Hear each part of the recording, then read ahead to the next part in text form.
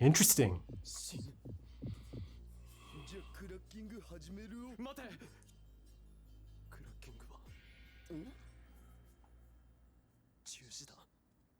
Cancel. I mean, the stakes established up front, right? Once again, after that incredible ending in the last episode, it'll be interesting to see how Daru, and again, specifically Makise, reacts to this, right? The sudden change of heart. And of course, Okurin's not subtle about it. You can read it on his face. Oh,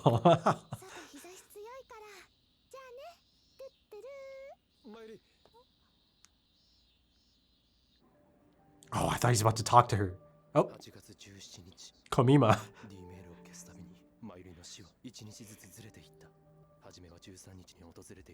Look at those eyes.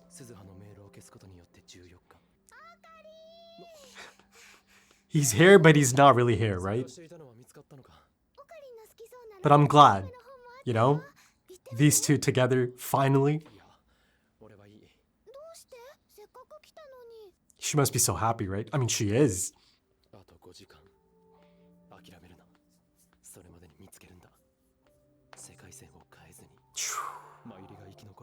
The impossible conundrum, eh? It kind of feels like deep inside he knows.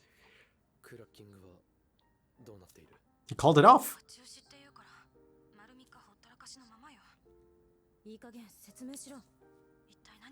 She's gonna have to push for this. Cracking. Okay. Interesting. Usually they're so loud.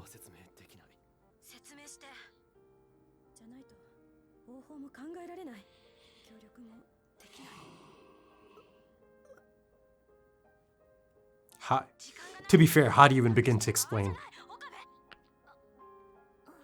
As expected though, right? For a time he is going to retreat.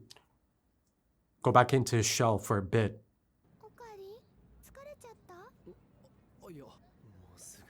In a sense he is. Imagine that, eh? Just a thought.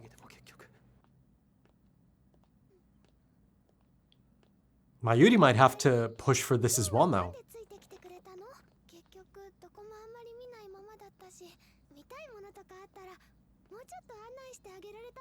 She offered.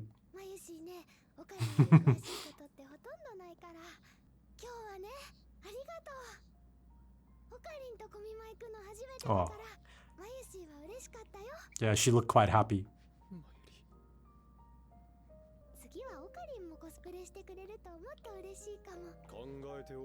Kind of already does it, kind of.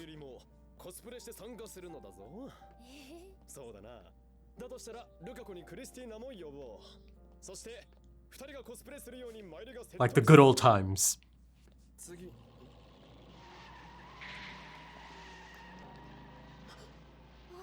This snuck up. Just as they kind of got lost into the good old times again.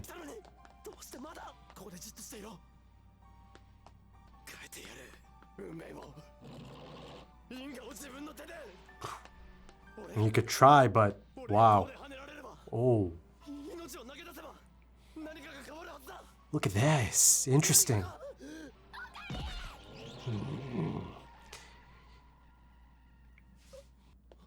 The universe cannot allow it.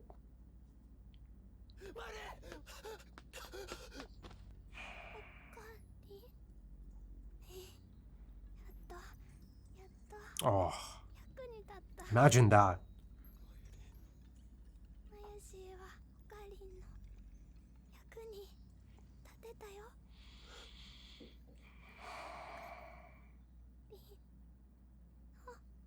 Reaching out.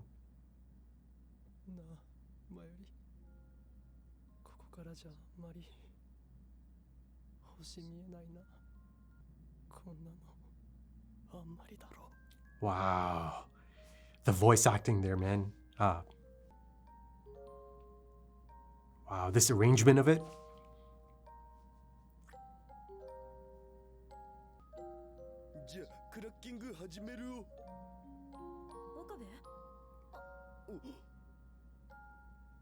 Ooh. Even Daru was a bit surprised by that. Okay, 2 days later. This is quite the pivot, you know? I like it.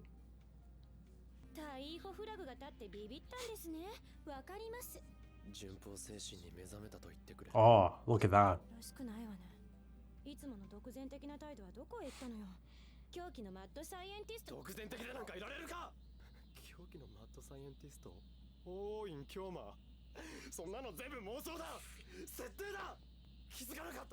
He's disgusted by that now.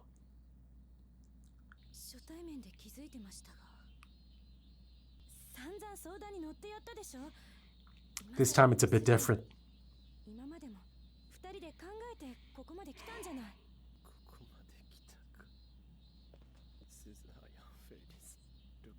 Oh, look at this.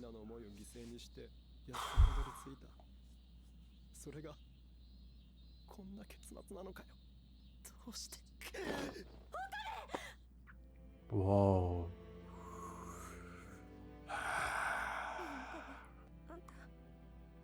Oh, okay. I didn't quite get to see it, but they saw it.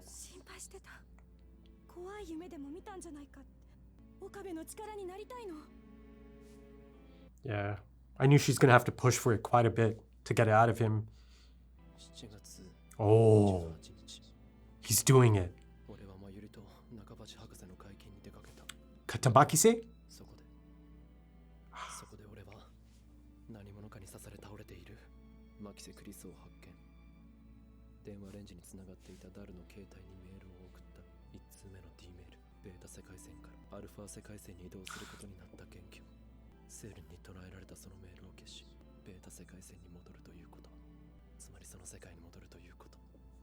She knows. She understands immediately.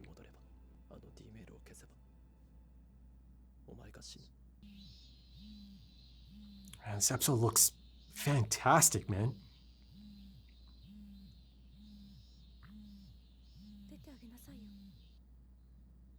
Quite composed.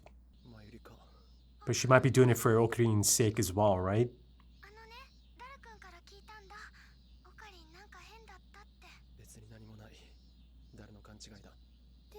She could tell by the tone in his... Wow. Even now, she's just the sweetest, man.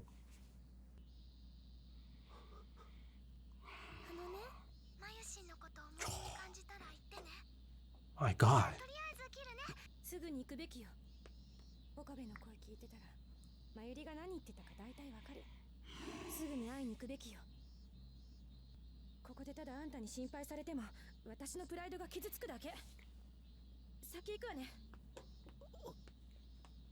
Is that... Yeah... She kind of kept it together for Okarin. Yep, grandma.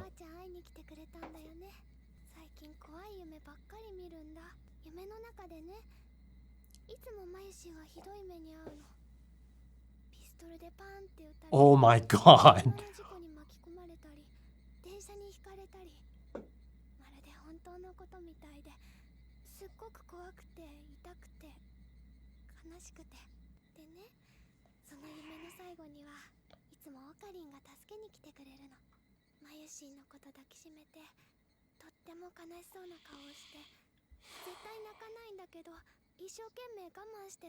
She suffers a lot more than she lets on.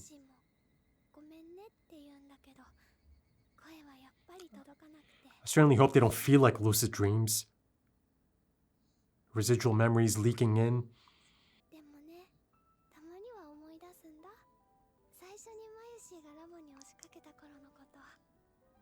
Oh.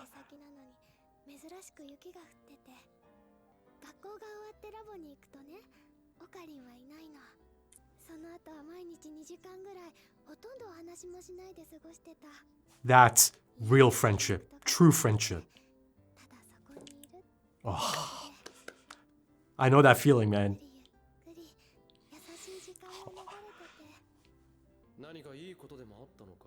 Checking in every now and then. Ah.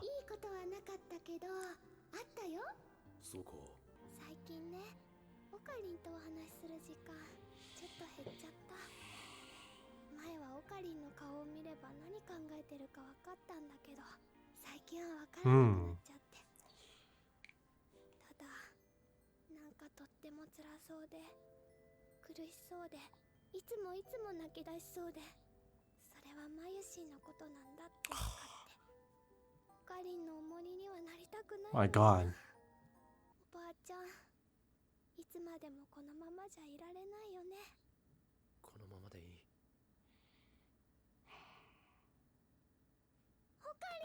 Oh.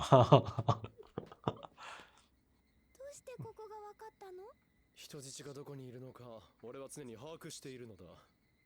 話せる時が来たら全てを話す。ウーパのガチャガチャやっていくんだろ。My God, residual memories through dreams. Quite a concept, right? Whoa. Woo. The infamous radio building. Ooh.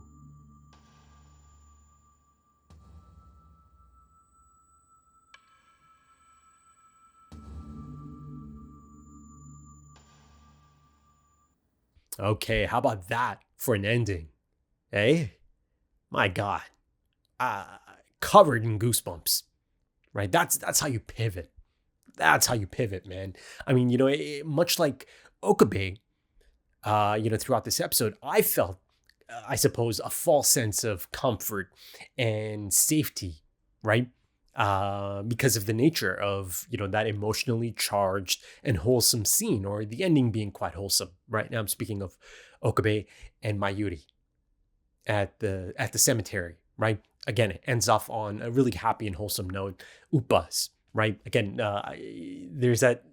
I mean, the Uppas are actually quite present throughout this episode, be it at the lab, on the window, be it Makise Kurisu squeezing that Uppa that Mayuri has given everyone the permission to, squeeze anytime they feel like they need a little something, right? A little something sweet, a little support. But yeah, speaking of Uppas, I mean, Uppas certainly play a part in the place that this pivots to, right? I mean, as you saw, to me, it kind of felt like I saw a ghost, right? To go from that scene of Mayuri and Okarin to then go to the infamous radio building, right? It really truly is one of those places that's kind of, I don't know, it's always going to stay with me, right? It's associated with Steins Gate. I mean, there's many things that are associated with this anime, this story, but the radio building itself, my God, it's this monolith, right? It's this liminal space, this dreaded liminal space, the dark and cold halls of the radio building, and the things that have transpired inside, right, in the belly of this structure. It's just intrinsically linked to the story and the characters of this story. And Makise Kurisu being back in that exact spot. I mean, first of all, just from a production standpoint, in how it makes you feel, I think it did its job and then some, right? Like I said, it got a physical reaction out of me, immediate goosebumps. And I don't know, just something about that is so intoxicating. There is just something so gripping, right? About the tone of that type of scene, the scene I got right at the end there. Again, the exterior of the radio building, and then again, deep within the belly of the radio building as well. My goodness, it's just this monolithic structure that has such a massive role in this story. I know I just said something similar, but I just have to reiterate that. The moment I saw some of these exterior shots, and again, the incredible score accompanying that scene as well, I immediately get transported back to episode 1, right? Episode 2, that phase of Amane Suzaha, right? And her role in all of this, and the time machine, and, that thunderstorm, that rainstorm, and all of that, right? It's just such an integral component of this story. But yeah, the moment itself is actually so incredibly exciting because of many things, actually, right? The things that are possible now, the things that are, or, maybe I should say the things that are potentially possible now, right? Because now Makise Krisu is essentially the only one who has yet to experience residual memories that bleed through, memories of other timelines. Because in this exact episode, I learned that Mayuri is also experiencing that bleed through, right? Residual memories in the form of dreams, right? And it's an interesting concept, isn't it, to have those bleed through within dreams, given that, Okurin might have actually experienced something similar, almost half a season ago at this point, that dream on the couch, him being summoned, right? Deep space, in that dark hole or black hole. I almost made the same mistake again. I mean, I did make the same mistake again, but this time I corrected it. And, again, being narrated by Makise Krisu. But, the thing is, the fact that it's bleeding through as dreams, it's just so effective, isn't it? Because, the concept of dreams, you can just kind of almost, I don't know, overlook it, right? At the end of the day, these are just dreams. No matter how real they might feel, no matter how lucid you might feel within those dreams. And, like I said, during the episode itself, I really do hope, they didn't truly feel like lucid dreams for Mayuri, right? Because, these are not, the memories that Mayuri has and can remember or is remembering in dreams or in a dream state are really different than the ones that, someone like Ruka might have felt or remembered, right? Someone like Ferris.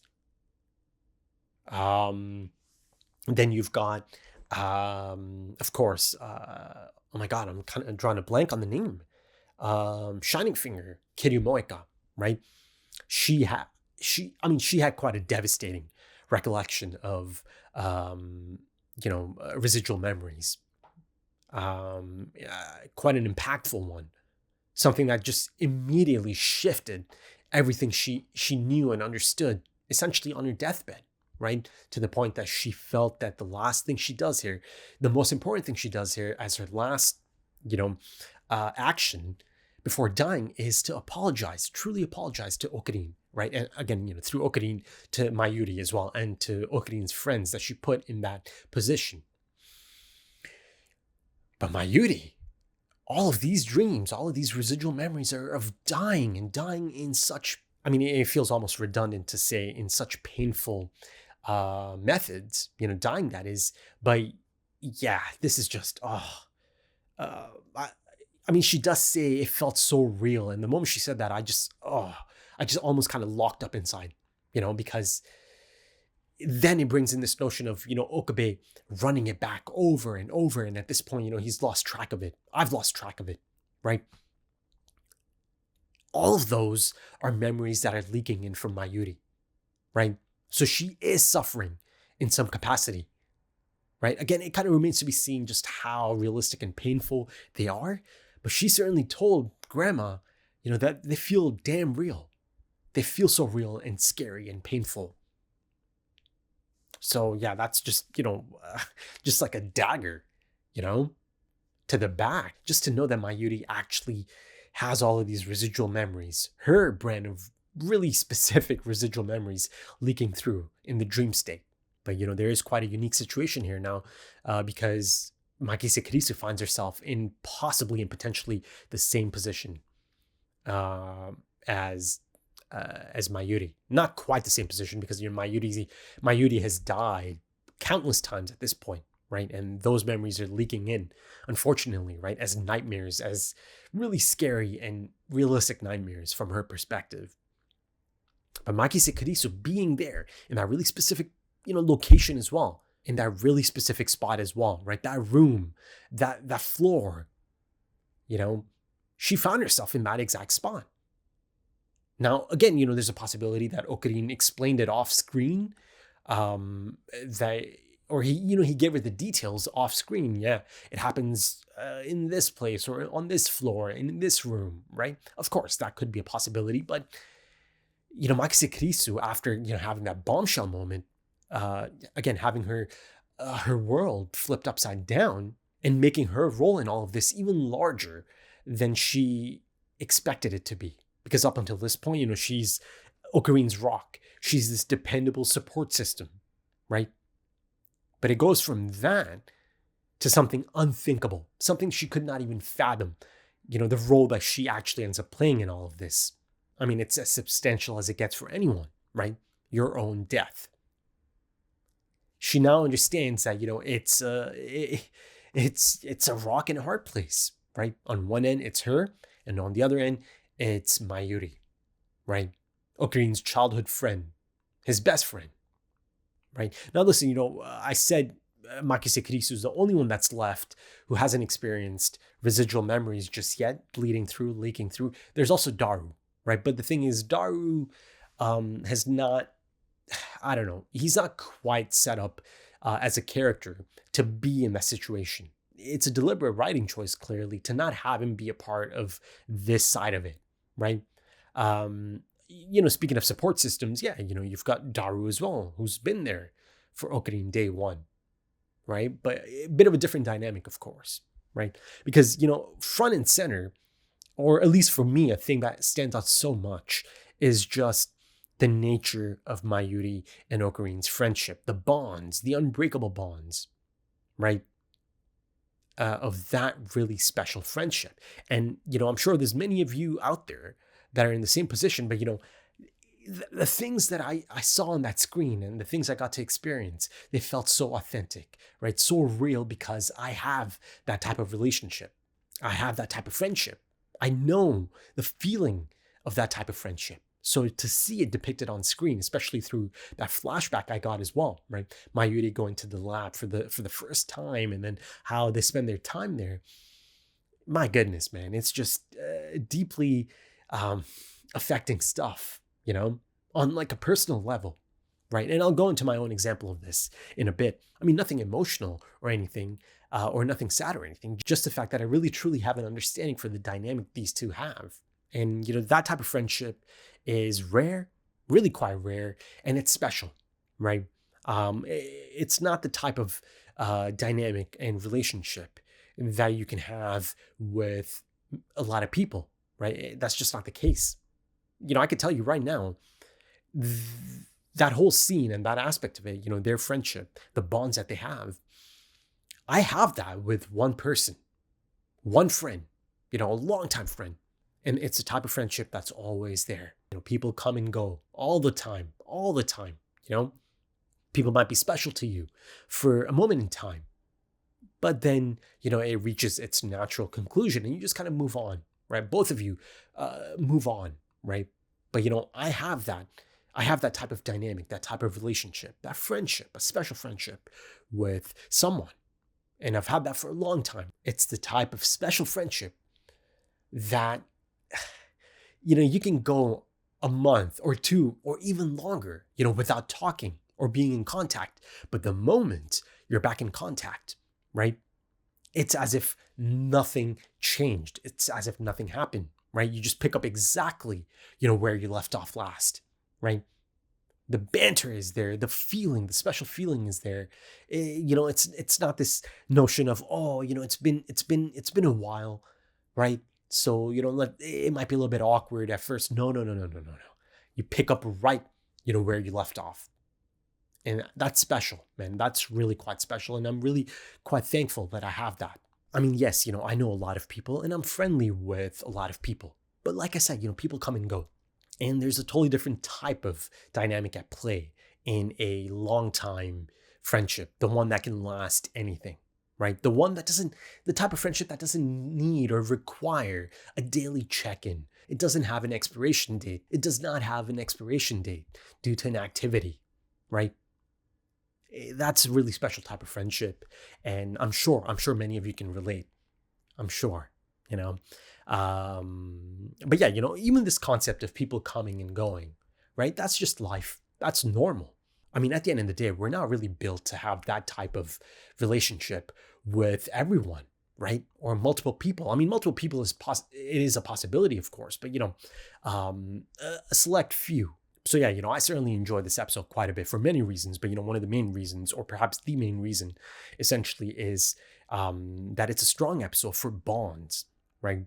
The depiction of bonds, the lifelong bonds and understanding, right?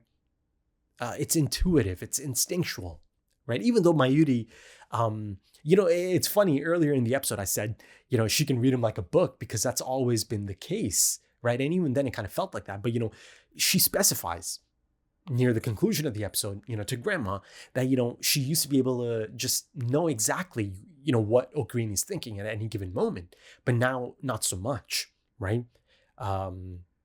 Yet, again, she can tell that he's suffering, right? And she understands that, it looks like he's on the edge at any given moment, that he might burst out crying, but he doesn't quite allow himself to do that, right? But another thing that's kind of a constant, this notion, this idea that Mayuri still feels like a burden, that she doesn't want to feel like a burden to Okarin, right? There's that moment after he tells Makise tells her about the thing, right? July 28th. And again, I'll focus on that quite a bit actually, but Mayuri calls at that point, and Makise urges him, implores him to pick up the phone and to go see Mayuri, right? And let her be, leave her be. Makise, that is.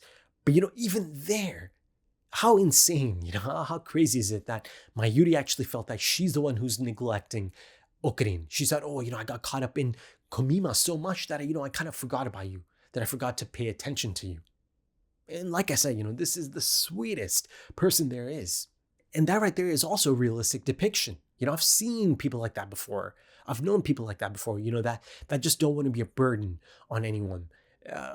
That even though, it's clearly not them, they might think that it's them, right? And, sticking to that idea, that notion of Mayuri just not feeling useful enough, right? Potentially being a burden and just be petrified of, being a burden at any given time.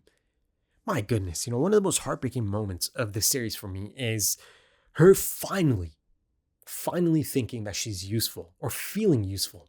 And it's after she sacrifices herself, after she saves Okarin's life, after she jumps in front of a moving car for Okarin. Only then does she finally feel helpful or useful.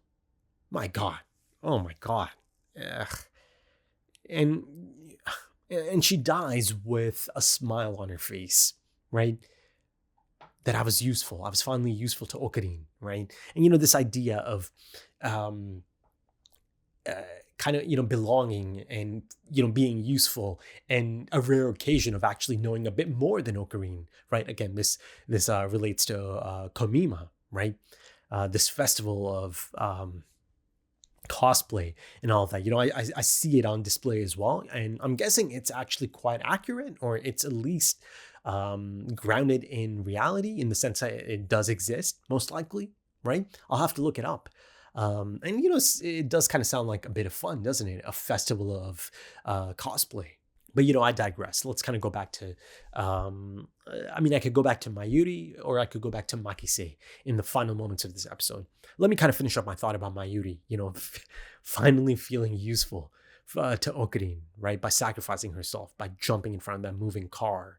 And, this is after Okarin is more than ready to give up his own life, right? Because he sees it as the only option. There's nothing else that he can think of, right? But, this kind of comes to him, again, in the moment. Okay, maybe I'll just sacrifice myself. Maybe I'll be the one to die. And maybe, that'll spare both of them.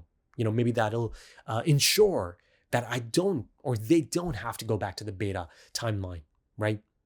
Because he knows exactly, what awaits Makise Kirisu in the beta timeline. So yeah, he's at that point that he's open to giving up his own life. But, there's other things at play here. Forces much larger than himself that are at play here, right? The universe is not going to allow it, right? Course correction. And the thing is, Amane Suzuha told both Okarin and Makise, their time frame, right? Okarin is meant to die a bit later, right? A little bit later, or in the beginning stages of this dystopian future, right? The exact year, even, I think, she gave them, or at least Okarin.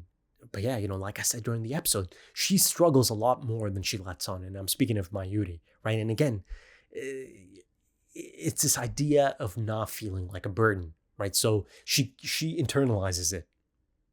And just even the thought of her trying to make sense of these dreams is so sad, isn't it? Because even there, she immediately feels that she's causing problems for Okarin, and that ultimately Okarin's current state is related to her, right? Is brought on because of her. That's how she sees it. So yeah, of course, since day one, Mayuri's always had this happy-go-lucky attitude, bubbly, ditzy at times. But yeah, everyone's got their own struggles, and that includes Mayuri. And that is explored to great effect in this episode, I'd say. And a thing I really appreciated in this episode is the fact that both of them are back together again, right? And you see how I don't know, just how natural it is, how effortless it is for them to just kind of fall back into that playful banter of theirs. Both of them just start getting into the groove almost immediately, right? This is the thing I mentioned about having that special type of friendship, right? It feels effortless. You can get right back into the flow of things. And you see that it does kind of bring on this false sense of safety and hopefulness, right? That, for a moment in time, Okarin just forgets about any of these problems. He forgets about the imminent death of Mayuri, right? Because it's around that time. But, that scene of them just going back and forth and talking about Ruka being a potential star, being in cosplay, and then even, Kurisu has shown interest. And, Mayuri notices that. She's noticed that quite a bit at this point, because Makise brings it up. And then all of a sudden, right, it pulls you back in. And reality hits Okarin in the face, and it all comes crashing down once again. But yeah, as heartbreaking as the situation is, and it creeping up on Okarin once again, and Mayuri dying anyways, it showcases the type of friendship that they do have, right? The type of relationship that they do have, the bonds that both of them, within the span of like 2 minutes, are ready to sacrifice their lives for each other, right? That's the bond on display here, and at play here. And listen, this dynamic, this relationship, this friendship, Mayuri and Okabe, it's been one of the standouts since episode 1, since day 1, and it still continues to be that, right? And I really appreciate that, this platonic male-female best friends aspect of it. I think it's just really fantastic and refreshing. Now, listen, I know that the game might be a little bit different. I've read enough about it, I suppose, in the comments at this point, and just, the nature of the game itself, a lot of options, a lot of different roads you can take, a lot of different, choices, right? A lot of different people. And, that kind of brings in the harem element of it as well. So yes, I know it kind of does throw up a lot of, what if situations. So yes, maybe there is a possibility that they do explore the romantic angle, or that it might exist in some capacity in the game, right? And I'm speaking of that angle being there potentially, with Mayuri and Okabe, right? But listen, I don't think there's even the slightest hint of that here in this anime, in this adaptation, in the anime adaptation, and I love that. I really do. But yeah, since I am on the topic of Mayuri and Okabe, that flashback, my God, her going to the lab, the first time she goes to the lab, and, she said that Okarin isn't there at the time, so she just kind of lets herself in. She tidies up the place, right? The thing I love about that moment, and again, it just kind of encapsulates the type of friendship that they do have, right? The special type of friendship that they do have. Once Okabe returns, and, she said this, Mayuri herself basically talks about this, right? He doesn't even mention her being there. That's not even a thought in his mind, right? To ask her about being there or anything, right? He proceeds as if it's just normal, as if it's just, this is how things are. He immediately makes it feel normal. He immediately makes it feel like this is exactly how it should be. And he chooses to say something like, good job, right? After, again, noticing that she's tidied up the place. But, that right there is, it's beautiful, isn't it? And that right there just immediately lets Mayuri know that this is her place as well, that, this should feel like home, right? And then again, it kind of cuts to them just hanging out, right? Just chilling, right? It's nice and quiet. Both of them are doing their own thing. But, from time to time, Okabe might check in and maybe Mayuri might say something. She might giggle and Okarin might ask her about it. Or you could flip it and, Mayuri might ask Okabe something. But that right there, it felt so authentic to me. And I'm sure to many of you as well. And, it's not exclusive to just, that type of friendship. I'm sure many of us have felt that with siblings. I remember that quite a bit, just my brothers and I hanging out in a room, maybe down in the basement, maybe in the living room, just hanging out. One might be gaming, one might be, on their phone, and one might be doing a bit of homework or something. But it's all about just having that company, right? It's special. It really, truly is special. And you see it, you feel it in that sequence, in that flashback sequence, just those two in the lab. It's special, man. It's really wholesome, cozy, feel-good stuff. But yeah, let's kind of shift the focus to Makise Kurisu for a bit. The rock-solid, the impressive Makise Kurisu, the level-headed, the composed Makise Kurisu, right? And she certainly, she certainly shows that once again, right? She certainly leans into that once again. And, ultimately, I think it's for Okabe's sake, right? She holds it together, right?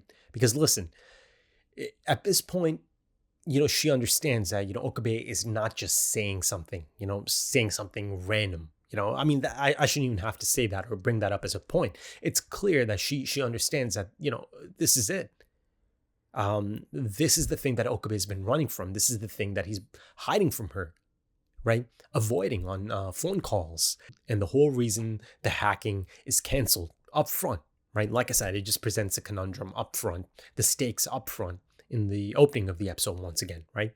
And then you kind of get to see Okarin's handling of it, right? And, like I said, a lot of it kind of plays out as expected, right? As far as Okabe is concerned. But now, now I think it might be flipped. It could be flipped. Because I think now I might get to see Makise Kurisu kind of go through a bit of an internal crisis, right? And how she'll kind of handle this and come to terms with it. And how, Okabe might try to help her.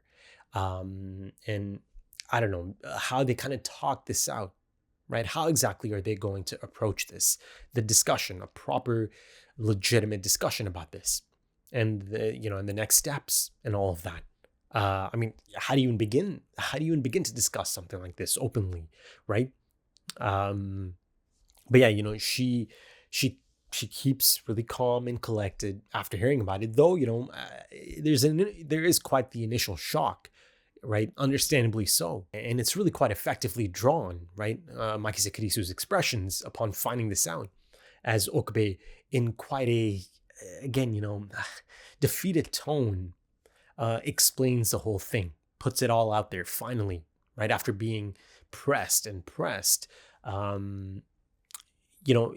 in that one moment, she understood everything, the devastating position Okabe finds himself in, right? And again, if you look at it from Okabe's perspective, really quite recently, it was beginning to feel like the light at the end of the tunnel, going up the ladder one by one, Ferris, Ruka, and Kiryu Moeka, right?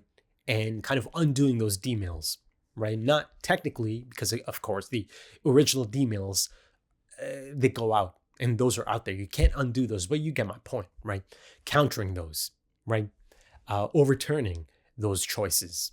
And, there's a heartbreaking moment as well up there on the rooftop, right? As Okabe, Okabe kind of just contemplates everything that led him to this point and them to this point, to then just kind of run into this devastating and heartbreaking conundrum.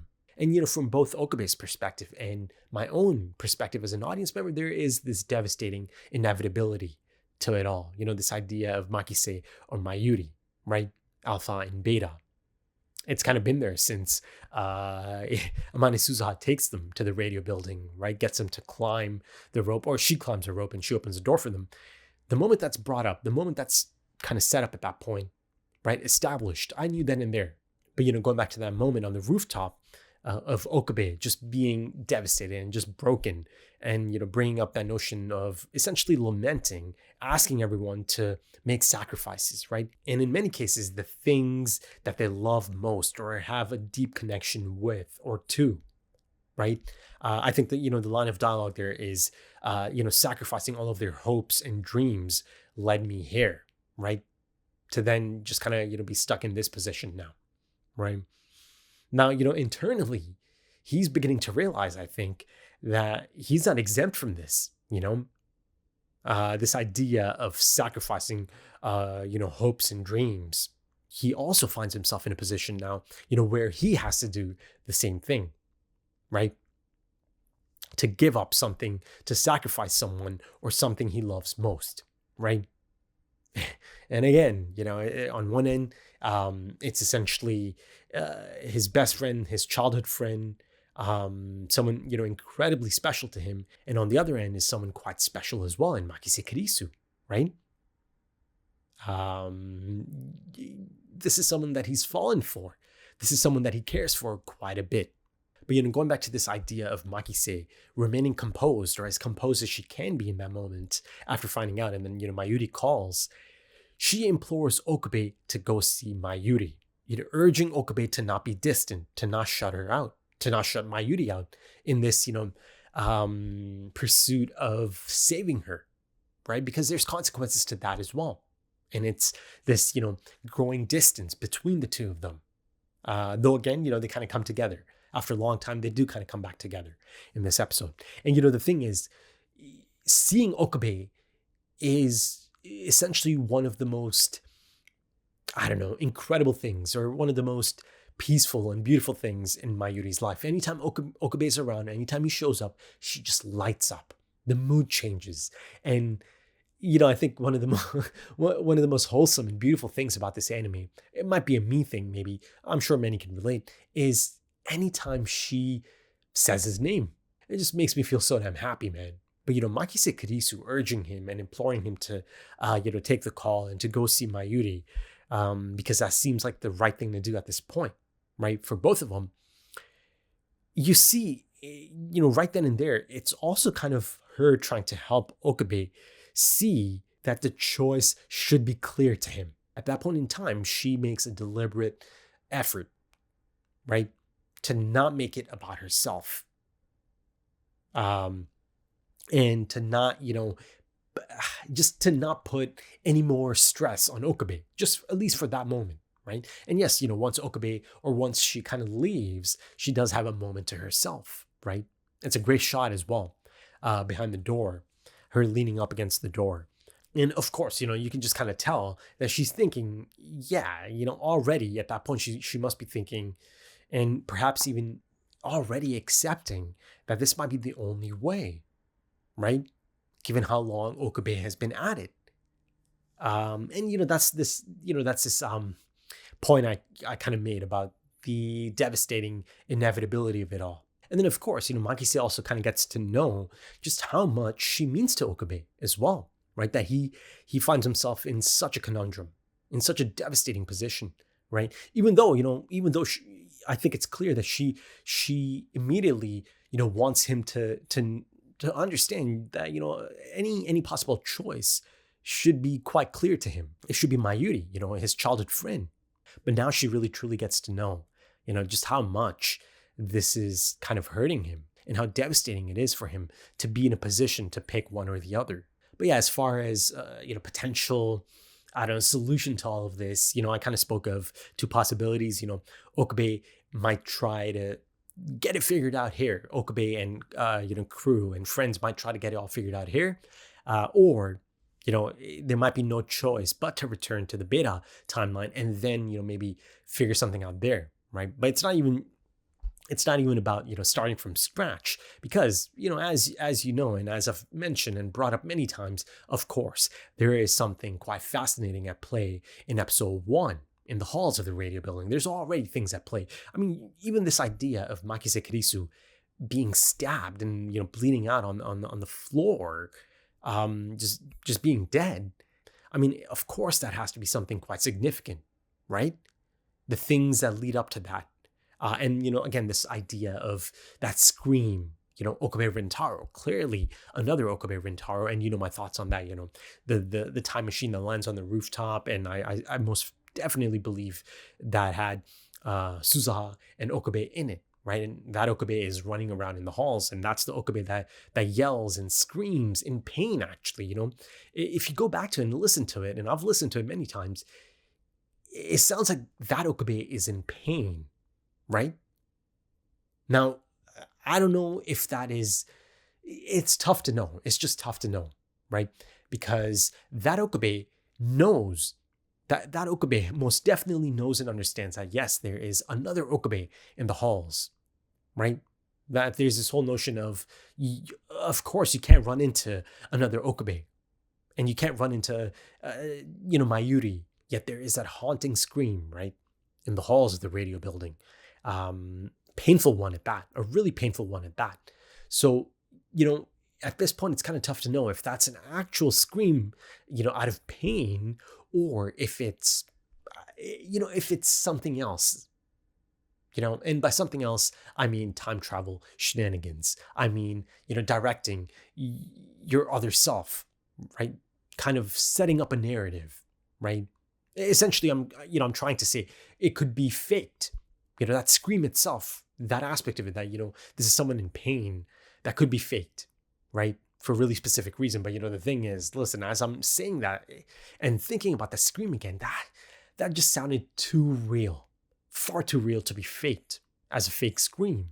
That Okabe Rintaro is in pain. Now, once you kind of begin to think about that, you have to kind of just ask the question, right? It's just the natural question. Why is he in that type of pain? To the point that he's essentially openly blowing his cover, right? That there is another Okabe Rintaro in the halls, right? And ideally, like I said, I'm sure he's not trying to run into this Okabe Rintaro or, bring attention to himself as far as this Okabe Rintaro is concerned. So yeah, as far as the show has shown me and told me, I mean, yeah, it's quite definitive. It's shown me that is Makise Kirisu bleeding out on the floor. Someone stabbed Makise Kirisu. But that scream, right, it dictates that maybe Okabe got hurt. Hell, maybe Okabe got stabbed. There's just so many what-if scenarios that could be at play here, right? Maybe that Okabe gets stabbed, and then Makise Kirisu gets stabbed. Yeah, man, I'm just, And listen, in this episode, in this exact episode, I saw that Okabe is ready to give up his life for Mayuri. He's ready to jump in front of a car and die in her place, just in the hope that it might just stop it all, right? That there might not be a need to go back to the beta timeline, to the beta world line.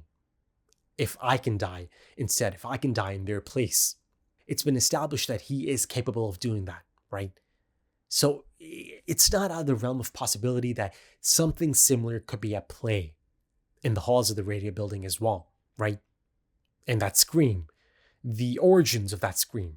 I think it's entirely possible that he gets hurt in the process of, potentially trying to save Makise Kirisu, right? And he gets hurt badly, right? Given, again, the nature of that scream. Yeah, a lot of things. There's just so many possibilities, right? But here's the thing, at no point, I've never thought that it's just going to be quite a clear-cut revelation, I think, once I get to that point, and it's coming, it's fast approaching, given that there's only 3 episodes left. That right there, it just kind of tells you, doesn't it, that they are going to return to the beta timeline, right? It's just inevitable. But the things at play there, it could be something quite incredible, right? The type of thing that could just flip everything upside down once given more context. Listen, man, all the way back in episode 1, I even brought up the notion, the possibility of predestination paradox. You simply cannot rule that out, you know? This notion of Okabe trying to save Makise Kurisu could be the thing that leads to her getting stabbed in the first place, right? It's time travel, baby. That type of thing is always at play and on the table, right, as a possibility. Now, you know, continuing on this aspect of choices and autonomy, and, you know, whose choice is it to make? You know, that concept.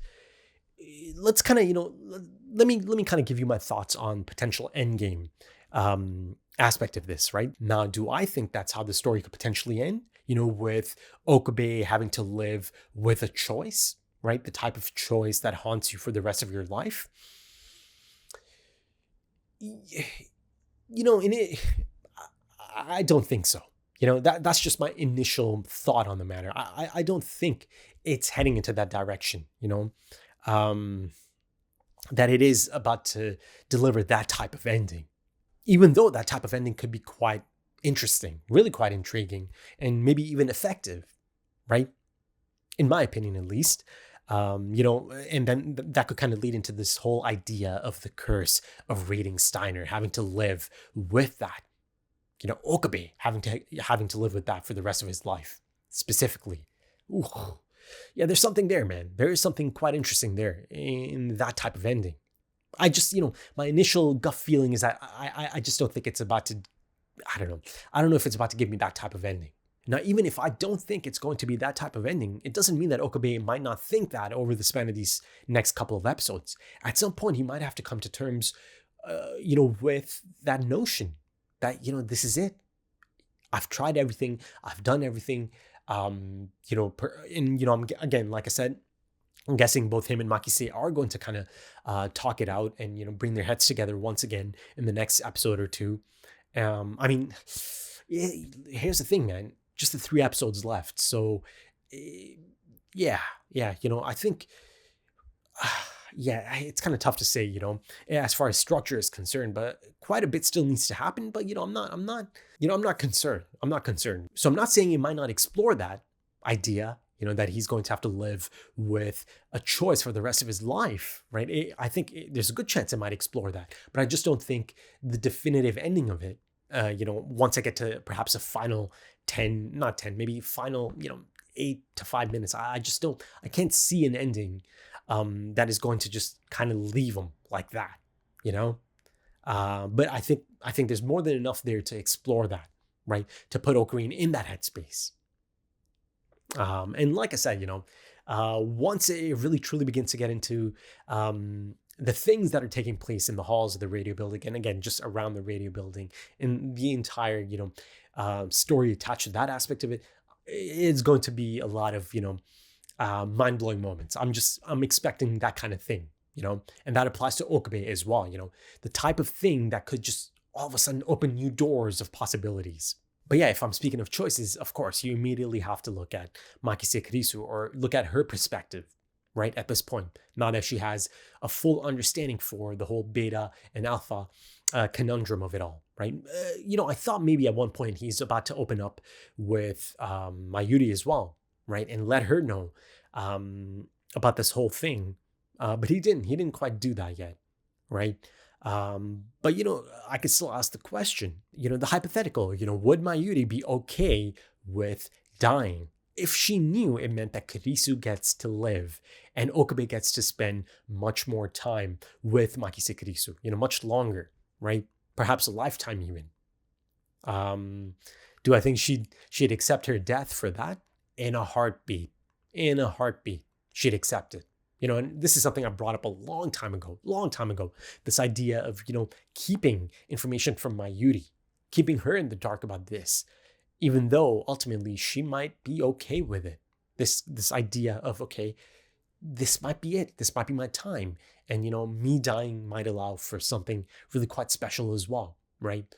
And the thing is, you know, you could kind of tell Okabe knows, he understands that if he brought this to Mayuri's attention, if he told her all the details, he knows that's exactly how Mayuri might proceed. She might be okay with it, right? But now, on the flip side, I kind of get to see it through Makise Kurisu, who knows exactly how things play out for her, right? She now knows that she dies in the beta timeline. It'll be really interesting to see how Okabe and Makise discuss this. Perhaps ultimately kind of come to terms with the inevitability of it all, right? That for now, most likely, the choice is going to have to be to go back to the beta timeline. And that means proceeding with the hacking, There's just, just from a practical sense, like I mentioned a little bit earlier, it's pretty clear that they are going to return to the beta timeline. That means, yes, the hacking is going to take place at some point. But, the really interesting aspect of it is before any of that happens, right? The Okabe and Makise dynamic and how they handle it and how they kind of, navigate it. But, the thing is, this kind of brings me back to the ending of the episode again, right? Makise Kurisu, being in that spot specifically, right? You see that tight shot of her face, that expression. I think it's more likely than not that she is going to remember something, right? There's a strong possibility of that. And that's exciting. That's damn exciting because, that could kind of be a massive breakthrough, right? It could be maybe a twist as well, right? Yet again, flipping things upside down. And, by a potential mind-blowing breakthrough or a twist, I mean the possibility of her maybe beginning to remember just how exactly she ends up being stabbed, right? And who else is in that room at the time, right? Again, it's a massive what if, because at this point, I'm just not sure just how much she'll be remembering. One thing I'm sure about is that she'll remember something. I really do firmly believe that. I think the setup is there for that, right? And then, again, it kind of brings in that idea, that notion of relational memory. I talked about this back in the Ferris episode, right? Certain distinct places holding a really distinct type of energy. And, this place right here, the spot that she's overlooking at the moment, a Makise Kurisu died there in that spot in a different timeline. So yeah, I'm really quite excited for the next episode because I'm just dying to know. I'm dying to know or to find out if she remembers anything that significant, right? But I have to be careful. I have to be careful not to, get super hyped about this, set my expectations. It could easily just be her having flashes and moments and all of that, right? But yeah, I think that's a good point to end it off. If you enjoyed that, consider dropping a like, consider dropping some comments, give me your thoughts. If you are interested in early access or timer-based full length, consider checking out the Patreon page. The links are in the description and the pinned comment. Also links to social media if that's your thing. Right then, thank you so much for joining me, folks, and thank you for your time because time is precious. It really is. And I do hope to see you again soon for the next one. Until then, take it easy.